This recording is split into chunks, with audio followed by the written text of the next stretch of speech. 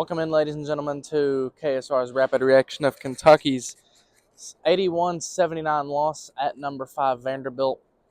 It was just a crushing loss, and there's not really any other way to put it.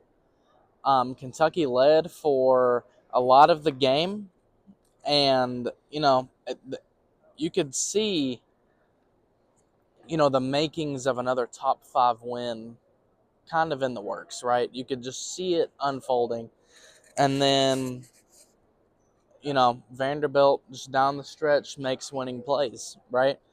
Um, Vanderbilt gets the rebounds. They out-rebounded Kentucky 38-33 on the glass and 14 of 11 on the offensive glass, and that's probably the game, right? That's probably the story of the game. And then, Amelia Hassett hits a massive three to make it 77-74 Kentucky. And all you're saying to yourself is, okay, get a stop and then score again, and then you probably win. And then I believe it may have been the next time down, Justine Peacock, who had not, shoots 45.6% from three on the year.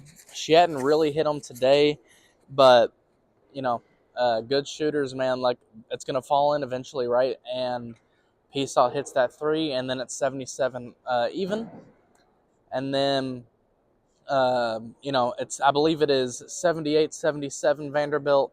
And then Tony Morgan makes a massive, massive layup off the glass, right? And that's annoying. And sorry about that. Not really anything I can do about that. But, just a massive win. Or, excuse me, massive win for Vanderbilt. But at the end of the day, like, you're sitting there and you're up, by one. You're up by one. And you're thinking, get one more stop and you win, because there's 32.8 seconds left in the game. If Kentucky gets a stop on that possession, they get the rebound, and then now Vanderbilt's fouling to try to, get back in the game, and Kentucky probably wins at that point. Kentucky played 23, 25 seconds of great defense on that possession. They were denying Blakes the ball, denying Galvin the ball, and then Galvin slips him between the defense, gets the ball kind of right at the key. Her signature little fading to the left jumper, nails it. And then Kentucky is down. And then Kentucky, Kenny Brooks calls timeout. And then it comes down to, all right, what play does Kenny Brooks draw up to try to win the game? We saw against LSU, Tony Morgan just took it herself, right? Just made the three.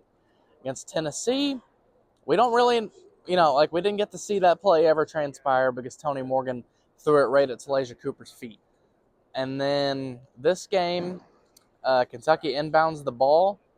Clara Strack gets it, tries to spin, and it's deflected. And at that point, Vandy wins the game, right?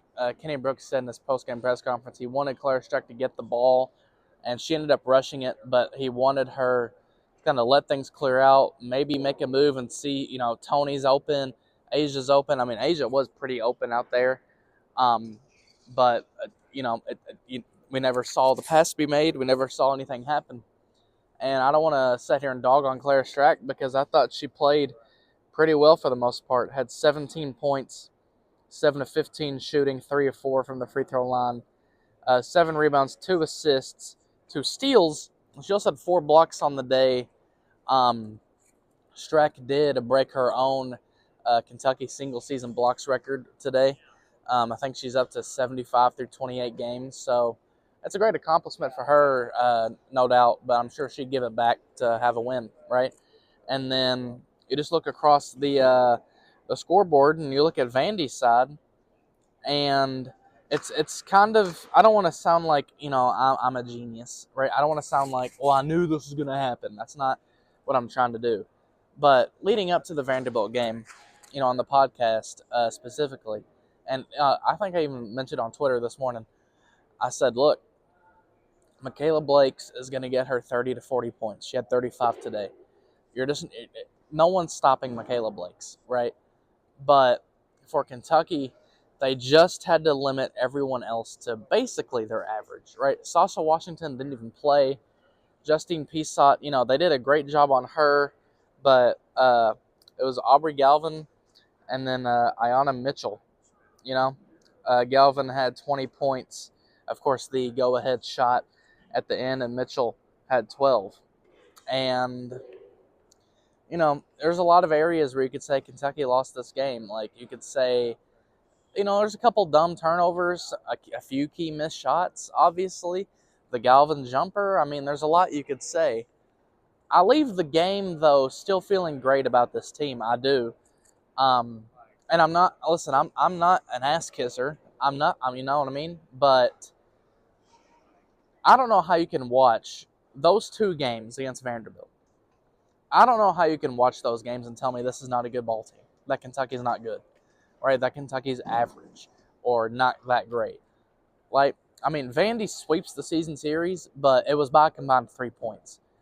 And, I get it, going into the season, we didn't think Vandy be that good. Nobody did, right? But that's a top 5 team who you took down to the wire 2 times in a row, right? And you could argue maybe you should have won both games. It sucks because Kentucky got up to an 18-8 lead in the first quarter. Gets up to this 10-point lead, and Vandy never even had a big lead in the game. They just battled in the end and won. Look, I always think of the adage, great teams find a way to win games, and Vandy did that today. But from listening to Kenny in his post-game press conference, I think around the team, the morale's still high. You're not looking for, it's like Kenny said, you're not looking for moral victories, but you're just looking to get better, right? And the end of the day, I've said this on the pod and, before, but ultimately Kentucky losing to Vanderbilt today, there's not much consequence. There's not. I don't want to sit here and say the game meant nothing, right? But, as far as, oh goodness, is Kentucky going to host in the NCAA tournament or not? I would think that the NCAA tournament committee is not going to punish Kentucky a whole lot for losing on basically a game winner against the top 5 team on the road, right? Kentucky has proven that it can play with these great teams, and I would expect that Kentucky still be in position to host. It's like I said on the podcast, I think the key for Kentucky to host in the tournament is you beat Auburn, right? You can't drop that game against a bad team.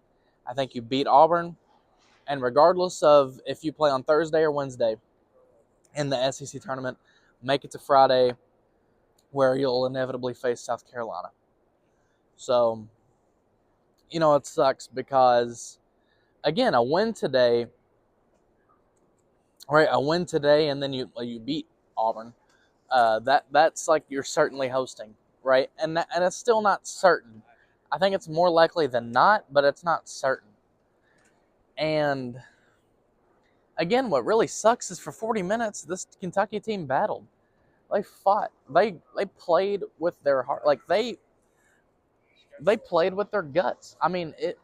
They fought till the very, very end, and it just sucks that they didn't get the desired result. It just sucks. Looking around at the rest of the Kentucky stats here, Amelia Hassett, who I don't know how I failed to mention her to this point, she had 15 points on 5 of 12 shooting, 8 rebounds, or 5 of 12 from deep specifically. Amelia Hassett, I thought kept Kentucky in the game, and I thought she was going to win it for them.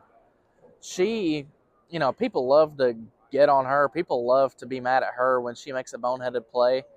And to a degree, I get it. But, at the same time, man, she just shoots and puts Kentucky in these positions to where they had a shot to be the top 5 team. And if Aubrey Galvin misses that jumper and Kentucky gets the rebound, they probably do win here today. But at the end of the day, it's, what's the saying about ifs and buts, candies and nuts, right? You have to pull out these wins, but at the same time, I still feel good about this team. It just really hurts. Jordan Obi, Like Jordan Obi and Tony Morgan both missed some open layups today. And obviously, if any of those fall in, Kentucky wins. Tony had 10 points, 9 assists. Jordan had 8 points. Asia Boone had 13 points, just 3 of 10 shooting from deep. I thought she was going to have a day kind of like Amelia, but didn't quite have it. And Tiani had 10 points, 8 rebounds.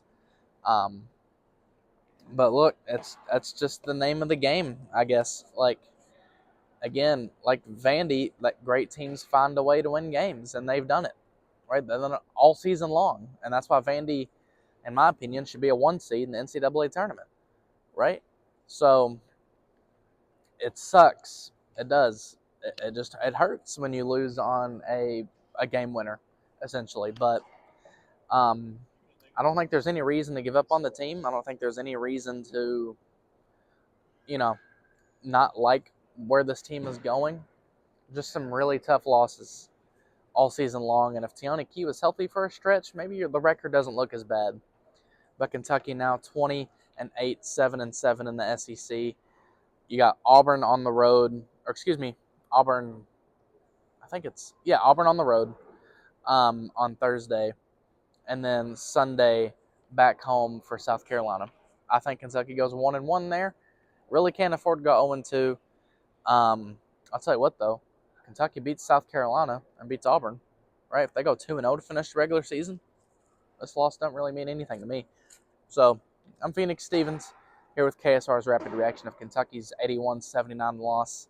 Again, it just hurts a lot because this team fought so hard, but that's the beauty of basketball. There's wins and losses, right? Still feel good about where this team's going. So if you enjoyed this video or just enjoy the content in general, like, comment, subscribe. I appreciate it. Stephen Peak appreciates it. All of us here at KSR really appreciate it. Comment your thoughts. Let me know, how did Kentucky lose? What in the world was that? How do you feel about the team moving forward? How do you feel about the season in general, right? All of those things. Just painful. But we'll get through this together. So, again, thank you all so much for tuning in.